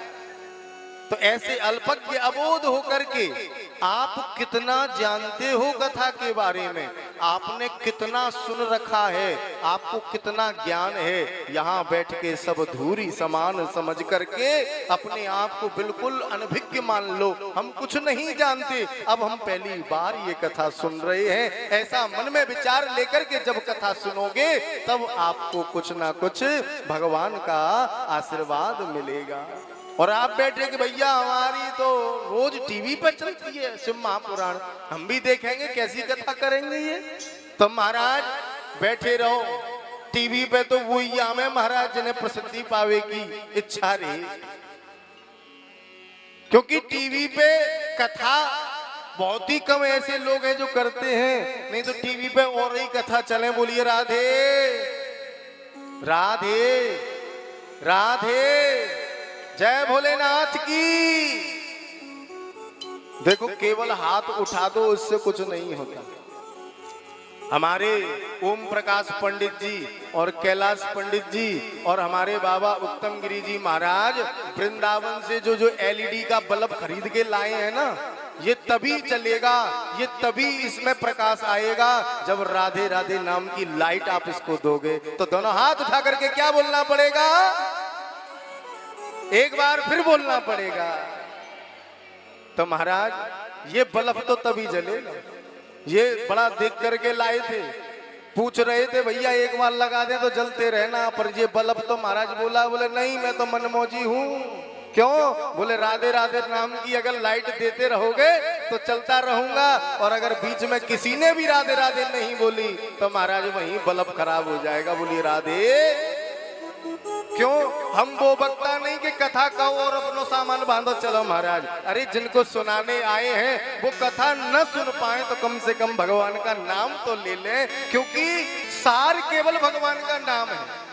आप फोन चलाते होंगे, शायद ही कोई ऐसा व्यक्ति होगा जो फोन न चलाता हो, तो आप उसमें वीडियो भी देखते होंगे। आपने एक संत देखे होंगे जिनका नाम है श्री प्रेमानंद जी महाराज। वृंदावन में आज भी हैं, अभी भी हैं, और महाराज 18 साल से दोनों किडनियां खराब हैं, फिर भी 1 बजे महाराज रात्रि के चलते हैं और अपना आनंद से महाराज 8:30 बजे तक उनका संकीर्तन चलता है। रात के 1 बजे से लेकर सुबह के 8:30 बजे। फिर महाराज सुबह 8:30 बजे डायलिसिस पे जाते हैं और 5 घंटे की वो प्रक्रिया चलती है और उसके बाद थोड़ा आराम करते हैं और फिर अपना नाम जप करने लग जाते हैं। जबकि वो प्रेमानंद जी महाराज बांके बिहारी के भक्त नहीं थे, राधा रानी के भक्त नहीं थे, बाबा भोलेनाथ के भक्त थे। आज वो राधे राधे का नाम जपते जपते महाराज क्या कहते हैं कि मेरे पिता भोलेनाथ थे, मेरे सास ससुर राधा और बांके बिहारी हैं। अब पिता ने तो कन्या दान कर दिया, अब महाराज ये मेरे सास ससुर जाने कि इसे अपनी बहू के साथ क्या करना है। बोलिए राधे। तो महाराज नाम केवल नाम जपने 18 साल हो गई, कोई प्रॉब्लम नहीं है। एक व्यक्ति को पता चला, क्योंकि जब किसी व्यक्ति का नाम उठता है ना तो उसकी फेक वीडियो भी बना देते हैं लोग बात। तो एक व्यक्ति ने वीडियो बनाई कि प्रेमानंद जी महाराज तो एडमिट हो गए, हॉस्पिटल में हैं, कई दिन हो गए महाराज, वो हॉस्पिटल से डिस्चार्ज नहीं हो रहे। तो महाराज एक भक्त पहुंच गया और कहने लगा, बोले गुरुदेव बाबा महात्मा जी मैं आपको अपनी दोनों किडनियां दान करने आया हूं। तो बाबा क्या कह रहे हैं प्रेमानंद जी महाराज, बोले सुन भैया, तेरे को दुख देके इस शरीर को अगर सुख देना पड़े तो ये कल मरता हो आज मर जाए। बोलिए राधे। अगर तेरे को दुख दे करके इस शरीर को सुख दिया मैंने तो भैया ये कल खत्म होता हो, ये शरीर आज ही खत्म हो जाए, मुझे तेरी किडनियां नहीं चाहिए। तब महाराज प्रभाव क्या रहा, सारांश क्या निकला? बोले केवल नाम का जप। कथा हम सुन पाए न सुन पाए, क्योंकि कथा कितनी भी हो रही हो, आज रात दिन कथा चल रही है, जगह जगह कथा चल रही है, गांव गांव में हो रही है, हमारी यहाँ मंदिर में हो रही है तो कहीं ना कहीं अगल बगल में भी हो रही होगी। बोलिए राधे राधे। हो रही होगी, फिर भी व्यक्तियों से कुछ भी पूछो कोई जवाब देने को तैयार नहीं होता। इतने लोग बैठे 10-20 बैठे हैं, उनमें से एक हाथ खड़ा होता है कि हमें पता है। तो ये हमारी विडंबना है कि नहीं? तो इससे अच्छा क्या है? बोले हमें कुछ नहीं पता, हमें एक ही चीज पता, क्या? राधे। कुछ भी पूछो बस केवल राधे राधे। राधे नाम की बड़ी महिमा है महाराज। तो श्री सौनक जी महाराज बड़े प्रबुद्ध कुशल श्रोता हैं, खड़े होकर के विनम्र भाव से हाथ जोड़ करके कहने लगे, क्या कहने लगे? यहां से श्री शिव महापुराण का प्रथम श्लोक प्रारंभ हो रहा है। हे सूत महाप्राज्ञ सर्व सिद्धांत निष्प्रभु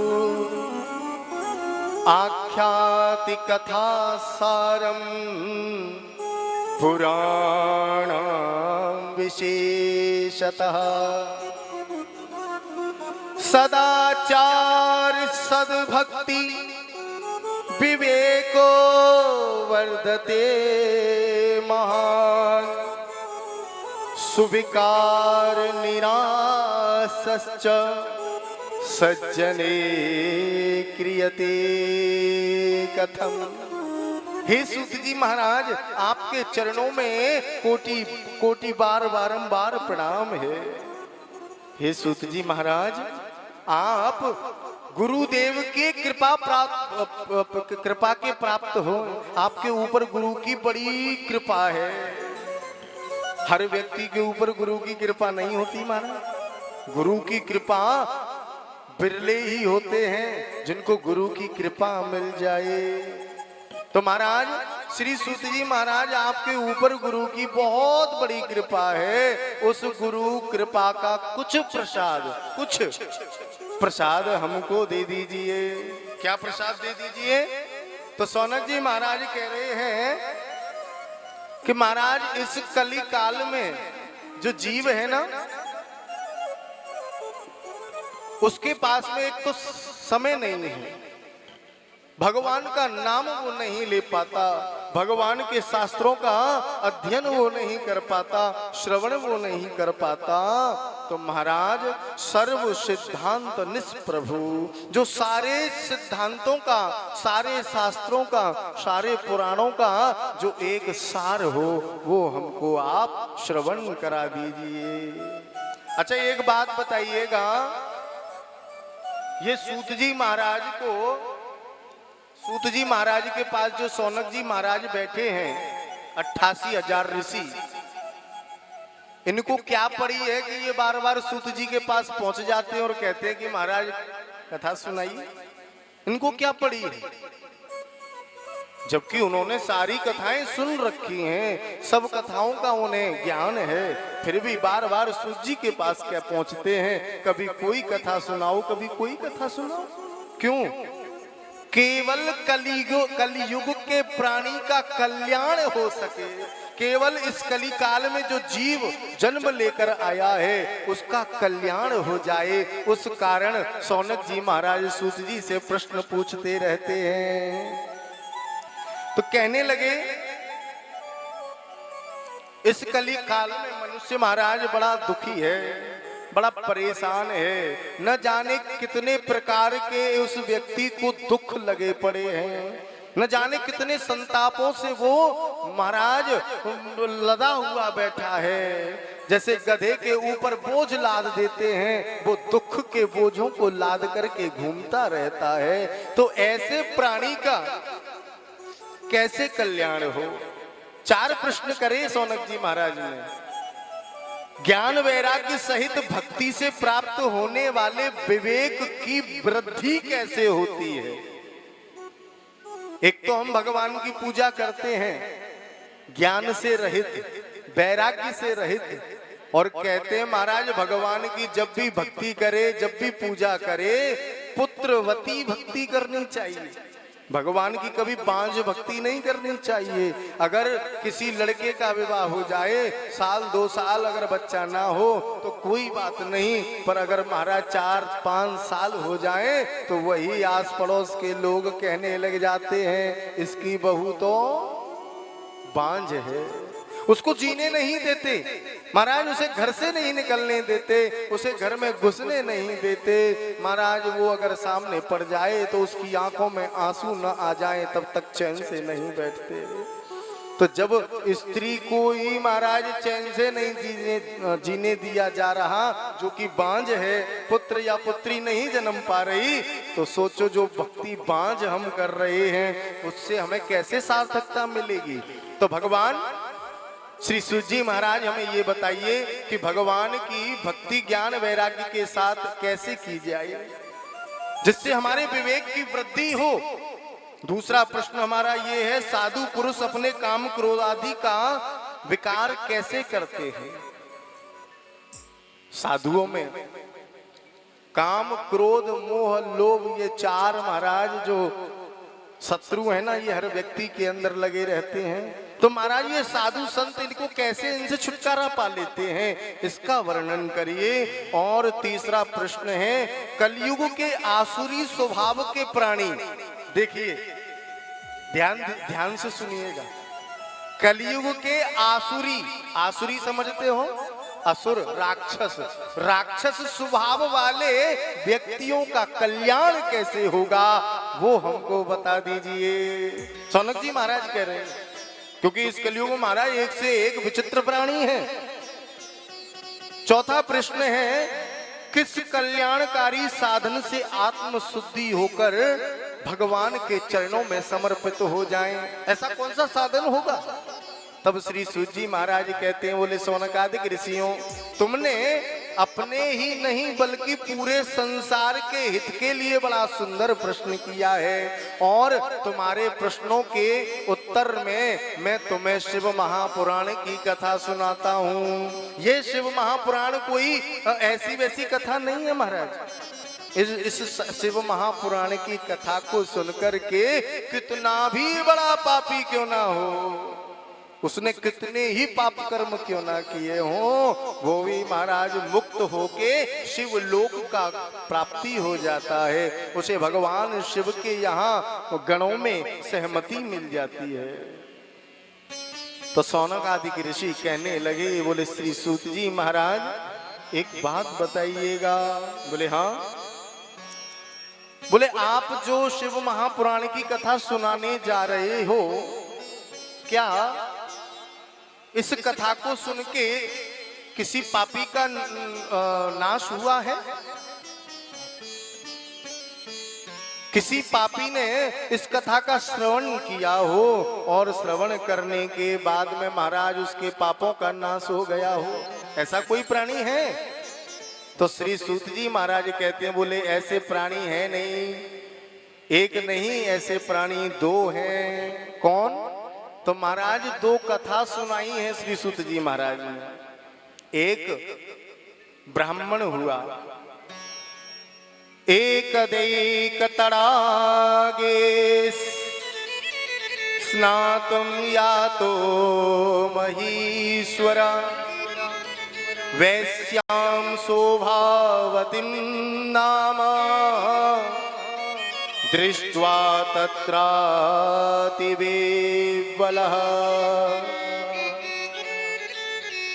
सौनक जी महाराज सुनो, मैं तुम्हें एक कथा सुनाता हूं। एक देवराज नाम का ब्राह्मण हुआ, जिसकी पत्नी, बच्चे, पिता, माता सब उसके हैं, पर उसने एक वैश्या को गमन करते हुए देखा, और जैसे ही उस वैश्या को किसी पर पुरुष के साथ गमन करते हुए देखा तो उसके अंदर काम भावना जागृत हुई और उस वैश्या को अपने घर ले आया। और महाराज घर में लाया तो पत्नी चिल्लाने लगी, बच्चे चिल्लाने लगे, माता पिता चिल्लाने लगे, पर महाराज उसने उस वैश्या को नहीं छोड़ा, उस वैश्या के साथ रहने लगा। आपने सुनी हो श्रीमद् भागवत कथा में कथा आती है ब्राह्मण अजामिल की, ये उसी से मिलती जुलती कथा है। अजामिल ने भी महाराज वैश्या को गमन करते देखा तो उसकी बुद्धि खराब हो गई। इधर देवराज की बुद्धि खराब हुई, उस वैश्या को लाया, चोरी करने लगा, डकैती डालने लगा, बड़े बड़े कृत्यों को करने लगा ये देवराज। एक दिन तो महाराज पता है क्या हुआ? रात में अपने घर गया, माता पिता पत्नी बच्चों को मार दिया और सारा धन लेकर के आया और वैश्या को दे दिया। कहते हैं कि वो वैश्या सारा धन लेकर के रात में चंपत हो गई। इधर महाराज वो देवराज जो था अपने परिवारी जनों के साथ प्रतिष्ठानपुर में पहुंचा। प्रतिष्ठानपुर में पहुंचा तो वहां उसने क्या देखा कि महाराज उस दिन भगवत कृपा से शिवरात्रि थी, शिव जी का सुबह से लेके रात तक पूजन चलता रहा और शिव महापुराण की कथा हो रही थी। तो उसने पूरी शिव महापुराण की कथा सुनी।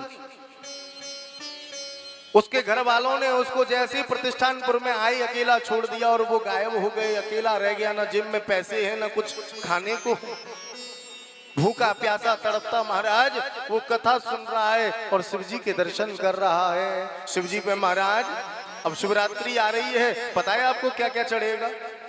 आम है, केला है, पता नहीं कितने कितने प्रकार के फल आएंगे तो महाराज शिव जी पे चढ़ाए जाएंगे। तो महाराज वो देवराज बैठा बैठा देख रहा है क्या?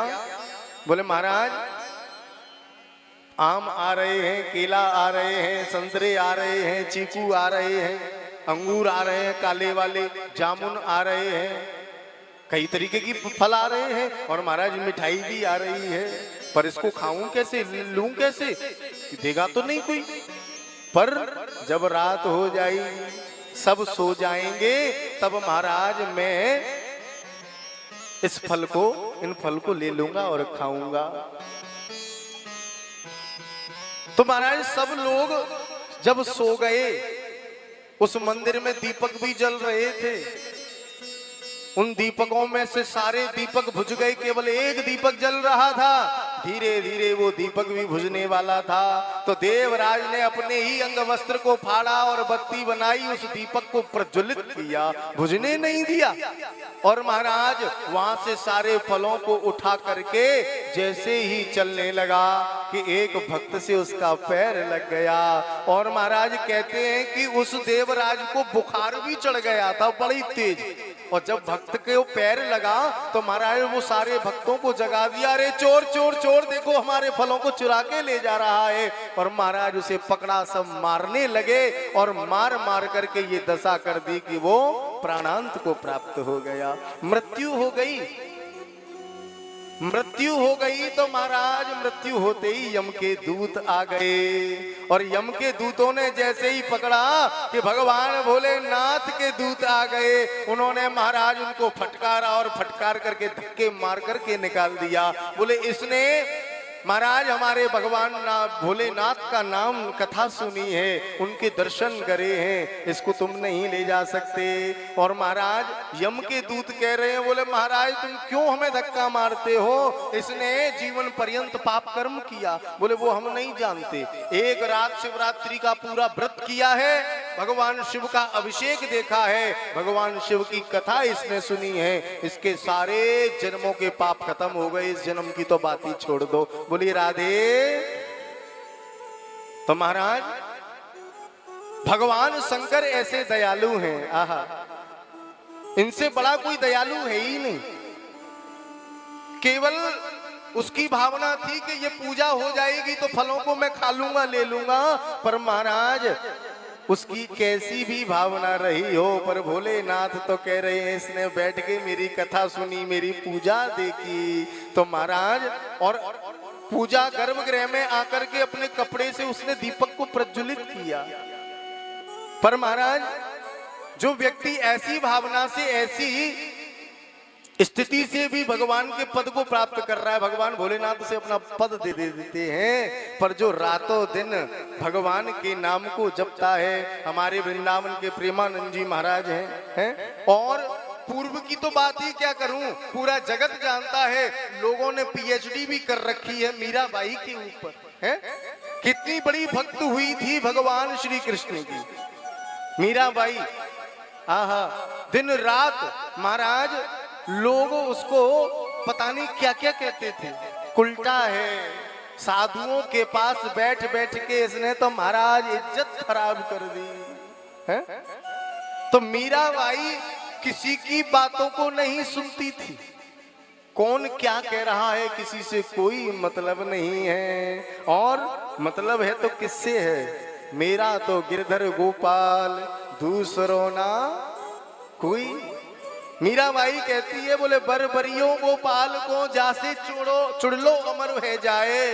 महाराज ये जो मिट्टी के पति हैं, इनसे विवाह करने के पश्चात हमको वैधव्य प्राप्त होता है। और जब गोपाल को हम अपना पति मान लेते हैं तो महाराज हमारा चुड़ला जो है वो अमर हो जाता है। बोले भोलेनाथ भगवान की। मीराबाई ने कैसे भगवान श्री कृष्ण की भक्ति करी, आइए एक झांकी के माध्यम से उसका हम आपको दर्शन कराते हैं। उसके बाद कथा को हम यहीं अपनी वाणी को विश्राम देंगे। कल की कथा में श्री सूत जी महाराज बताएंगे कि वो दूसरा कौन व्यक्ति था जिसका उद्धार कथा शिव महापुराण की सुनकर के हुआ। और आगे चल के महाराज भगवान के ब्रह्मा जी का अवतरण होगा, भगवान नारायण की उत्पत्ति होगी और भगवान भोलेनाथ की शिवलिंग का अवतार होगा। ये शिवलिंग पृथ्वी पर कैसे आया, ये शिवलिंग महाराज कैसे प्रकट हुआ, ये शिवलिंग है क्या, आखिर में ये शिवलिंग है क्या, इसे शिवलिंग ही क्यों कहते हैं, इन सब विषयों की चर्चा हम कल के सत्र में करेंगे। अब बताइए आप कल कितने बजे आओगे, पक्का?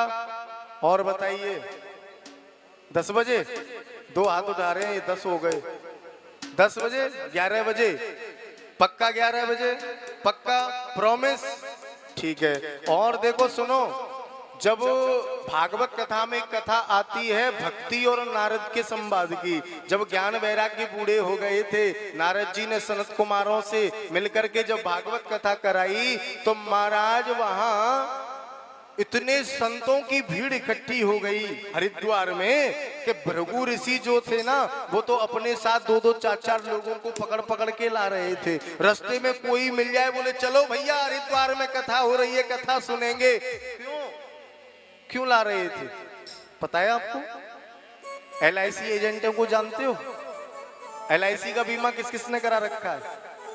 1 2 नहीं 3 2 बस, और सब पकड़ बाबा, आगे की व्यवस्था नहीं, केवल राधे राधे। देखो खर्चे न कोई चोर लेवे, खर्चे न कोई चोर लेवे, दिन दिन बढ़त सवायो पायो जी माने राम रतन धन पायो। इससे बड़ा कोई रतन धन नहीं। जैसे LIC एजेंट होते हैं ना, एक बीमे पे उनकी परसेंटेज होती है, ऐसे ही भृगु ऋषि कह रहे हैं, बोले भैया कम से कम 50-40 अगर मैंने पहुंचा दिए तो अपनी तो चकाचक हो जाएगी। खुद भी कथा सुनेंगे और वो 50-40 संत भी कथा सुनेंगे तो महाराज अपना तो आनंद ही आनंद हो जाएगा, पुण्य का कोटा भर जाएगा। इसीलिए आपसे भी प्रार्थना है कि आपके आस पड़ोस में जो भी हैं उनको महाराज भगवान शिव का ज्ञान दे करके, उनकी भक्ति के बारे में बता करके उनको भी कथा में लाइए, उनको तो फल मिलेगा। आपको भी उनकी कथा श्रवण करने से आपको भी फल मिलेगा।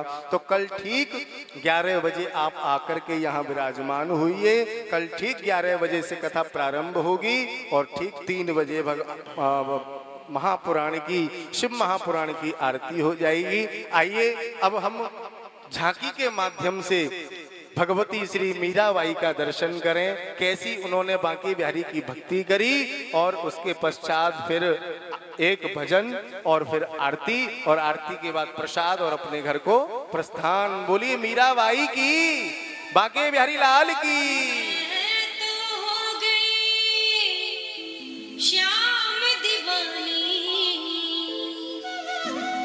जी मैं तो हो गई मेरे पिया की दीवानी, मनमोहन की दीवानी,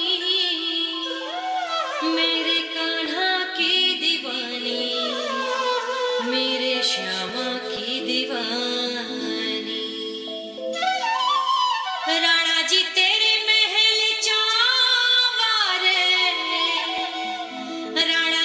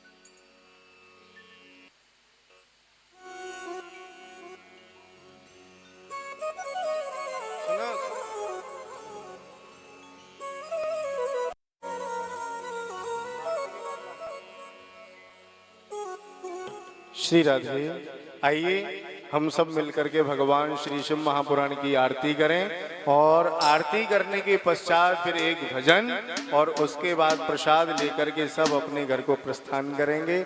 और कल ठीक 11 बजे आकर के कल की जो कथा है ना उसमें विशेष पता है आपको क्या होगा। कल की कथा में विशेष एक तो भगवान शिव शंकर का पार्थिवेश्वर शिवलिंग स्वरूप बनाया जाएगा और आप सबसे उन पर कम से कम एक एक लोटा तो या एक लोटे में दो दो हाथ लगा लेना, क्योंकि कथा के बीच में इतना समय नहीं होगा तो जल सबको चढ़ाने का मौका दिया जाएगा और भगवान शंकर के आपको केवल भगवान शंकर के आपको दर्शन कराए जाएंगे झांकी के माध्यम से और पार्थिवेश्वर भगवान को बनाकर शिवलिंग बनाकर उनका अभिषेक भी करवाएंगे। बोले शंकर भगवान की। आइए सभी लोग खड़े होकर के आरती करें। सभी लोग अपने अपने स्थान पर खड़े हो जाएंगे।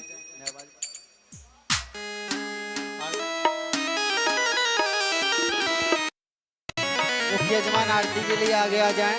परीक्षित जी। ओम ज्वालामालिन्यै नमः रत्नेश्वरै नमः रत्नमालिकायै नमः सर्वोपचारार्थे गन्धाधिवेशं पूज्यः। ओम चंद्रमा मनसो जातचक्षुः सूर्यो अजायत श्रोत्राद्वायुष प्राणश्च मुखादिग्निरजायत। श्री राधे। मोर मुकुट कटिका छिनी कर मुरली उर्माल यह पानिक मेरे मन बसो सदा बिहारी लाल। कि पाग बनो पटुका बनो बन्यो लाल को जय जय कुंज बिहारी लाल की दौरिया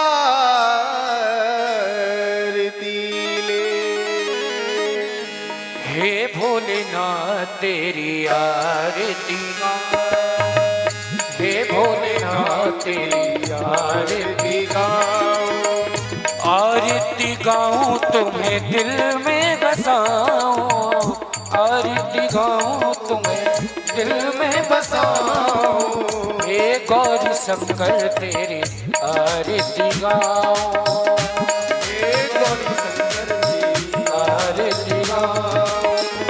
भागीरथी जब धरा पे आए, भागीरथी जब धरा पे आए, जटा में भोले बेग समाए, जटा में भोले बेग समाए, जनहितकारी तो पे बलि बलि जाओ, हे भोलेनाथ तेरी आरती गाओ।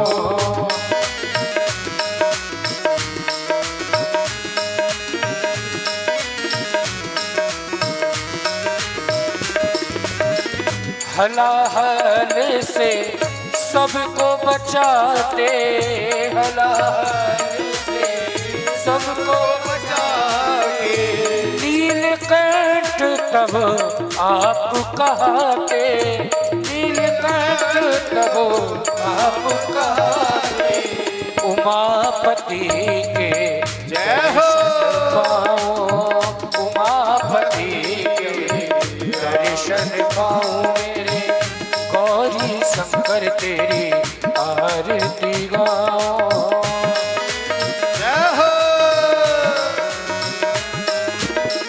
सरल हृदय करुणा के सागर, सरल हृदय करुणा के सागर, खाली न रहती किसी की गागर, खाली न रहती किसी की गागर, कृपा की कुछ बोने पाता, हे भोलेनाथ तेरी आरती गाओ।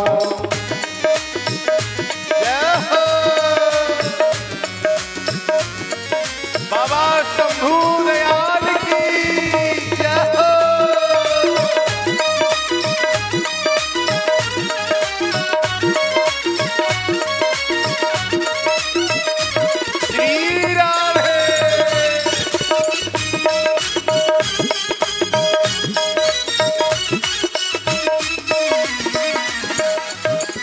महादेव प्रभु हो त्रिपुरारी, महादेव प्रभु हो त्रिपुरारी, भक्तों के भोले ओ भयहारी, भक्तों के भोले ओ भयहारी, हर हर शंभो में तुम्हें रिझाऊं, हे भोलेनाथ तेरी आरती गाऊं, हे भोलेनाथ तेरी आरती गाऊं, हे भोलेनाथ तेरी आरती गाऊं। पूजा जप तप योग न जानू, पूजा योग न जानू, महादेव को अपना मानो, महादेव को अपना मानो, श्रद्धा सुमन चरणों में चढ़ाऊं, श्रद्धा सुमन चरणों में चढ़ाऊं, हे भोलेनाथ तेरी आरती गाऊं, हे भोलेनाथ तेरी आरती गाऊं, आरती गाऊं प्यारे आपको मनाऊं, आरती गाऊं प्यारे आपको मनाऊं, हे भोलेनाथ तेरी आरती गाऊं, हे भोलेनाथ तेरी आरती गाऊं, हे भोलेनाथ तेरी आरती गाऊं, हे भोलेनाथ तेरी आरती गाऊं। कर्पूर गौरम करुणावतारम सदा सारम भुजगेन्द्रहार, सदा वसंतम हृदयारविंदे, भवं भवानी सहितं नमामि, त्वमेव माता च पिता त्वमेव, त्वमेव बन्धुः सखा त्वमेव, त्वमेव वेद्या द्रविणं त्वमेव, त्वमेव सर्वं मम देव देव, मम देव देव, मम देव देव। आरार्धिक्यं समर्पयामि जलेन शीतलीकरणेन ओं द्यौः शान्तिरन्तरिक्षगुं शान्तिः पृथिवी शान्तिरापः शान्तिरोषधयः शान्तिः वनस्पतयः शान्तिर्विश्वे देवाः शान्तिर्ब्रह्म शान्तिः सर्वगुं शान्तिः शान्तिरेव शान्तिः श्यामा शान्तिरेधि। हरिः ओं यज्ञेन यन्तदेवास्तानि धर्माणि प्रथमान्यासन्नः तेहनाकं महिमानः सचन्तेऽत्र पूर्वे साध्याः सन्ति देवाः। हरिः ओं एकदन्ताय विद्महे वक्रतुण्डाय धीमहि तन्नो दन्ती प्रचोदयात्। हरिः ओं तत्पुरुषाय विद्महे महादेवाय धीमहि तन्नो रुद्रः प्रचोदयात्। नानासुगन्धिपुष्पाणि यथा कालोद्भवानि च पुष्पाञ्जलिर्मया दत्ता गृहाण परमेश्वरः। पुराण पुरुषोत्तमाय नमः मंत्र पुष्पांजलिं समर्पयामि।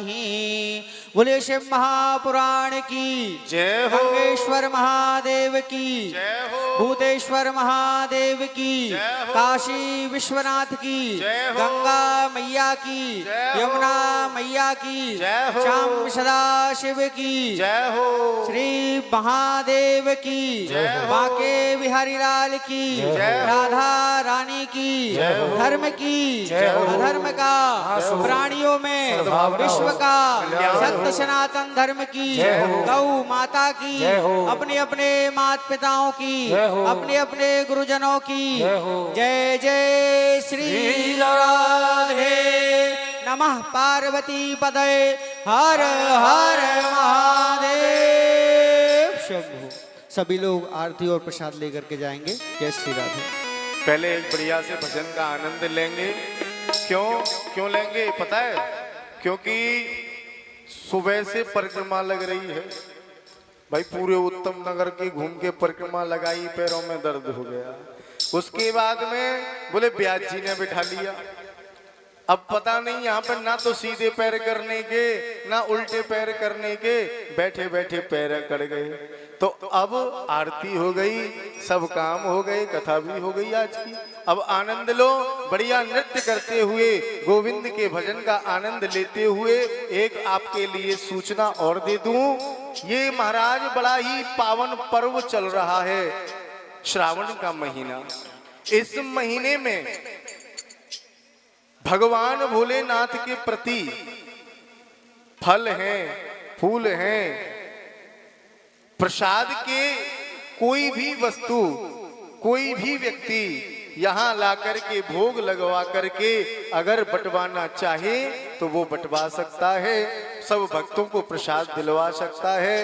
कहते हैं कि शिव भगवान शंकर की कथा में, भगवान शंकर के महीने श्रावण मास में जितना हो सके लोगों को जो बन सके वो देना चाहिए। ज्यादा कुछ नहीं तो महाराज गर्मी पड़ रही है, पानी पिला देना, और व्यवस्था बन जाए तो पानी में रूह अफ़ज़ा डलवा करके और हल्का सा दूध डलवा करके और गर्मी में बंटवा देना।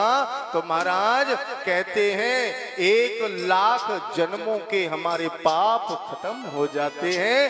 तो जिस भक्त की जैसी इच्छा हो, जितनी सामर्थ्य हो, जितना भाव हो, जितनी श्रद्धा हो, उस प्रकार से वो महाराज फल फूल मिठाई जो भी ला करके भक्तों में बंटवाना चाहे वो लाए और ला करके महाराज भोग लगवाए। ओम प्रकाश पंडित जी और कैलाश पंडित जी के द्वारा उनसे संपर्क करके भोग लगवा करके भक्तों में उस प्रसाद को बंटवाए। बोले गोविंद भगवान की, भोलेनाथ की। आइए एक भजन सुने और उसके बाद अपने घर को प्रस्थान। हो चरणों में जगा दीजिए भोले स्वामी, आहा, हो चरणों में जगा दीजिए भोले बाबा। आइए सभी लोग बड़े भाव से ताली की सेवा करते हुए। ओ भोले बाबा कृपा कीजिए, भोले बाबा कृपा कीजिए, ओ भोले बाबा कृपा कीजिए, भोले बाबा कृपा कीजिए। चरणों में जगा दीजिए, चरणों में जगा दीजिए भोले स्वामी, भोले बाबा कृपा कीजिए, भोले बाबा कृपा कीजिए।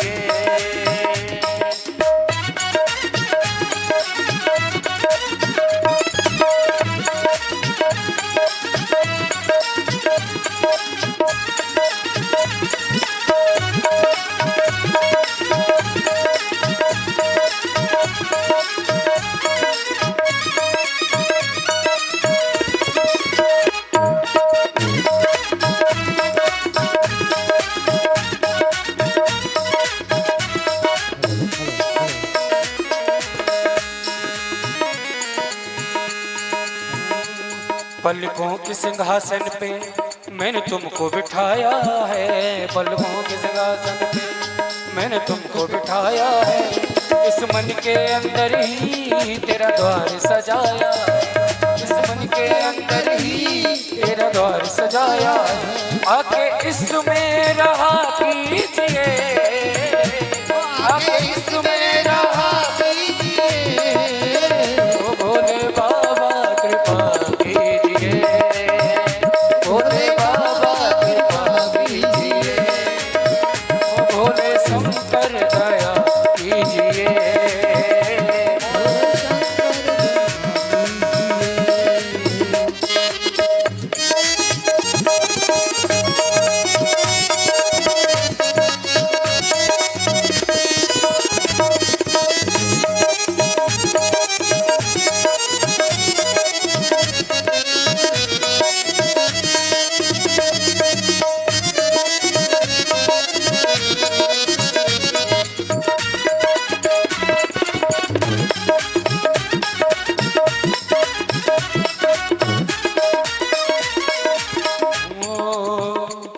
मैं तो एक पागल हूँ जगता हुआ रातों का, मैं तो एक पागल हूँ जगता हुआ रातों का। तुम दिल पे मत लेना मेरी इन बातों का, दिल पे मत